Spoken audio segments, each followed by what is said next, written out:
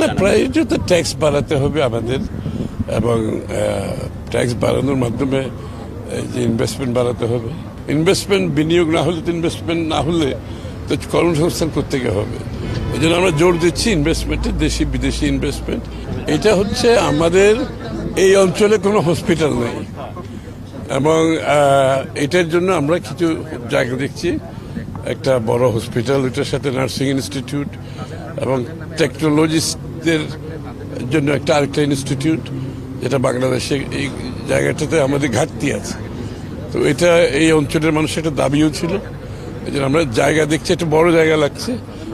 এই জায়গা দেখার মধ্যে এটা একটি জায়গা, আরও দুই একটি জায়গা আমরা দেখতেছি যেখানে সুবিধা হয়, কারণ জায়গা আবার দখল পেতে হয়। আমাদের আপনারা জানেন এখানে অনেক ঝামেলা থাকে। তো যত তাড়াতাড়ি আমরা চাচ্ছি হসপিটালটা করার জন্য। এটা কি জেনারেল না বিশেষায়িত কোনো হসপিটাল? জেনারেল, এবং এর মধ্যে বিশেষায়িত কিছু থাকবে। জেনারেল হবে, আবার বিশেষায়িত কিছু থাকবে। আপনি বলছিলেন যে ওই যে 11 আসনে 11 দফার মধ্যে আপনি এটা শুরু করলেন। 11তে 11 11 তো এটা 11তে এটা কি শুরু করলেন? আমি এর সাথে এটা প্রথম দফা।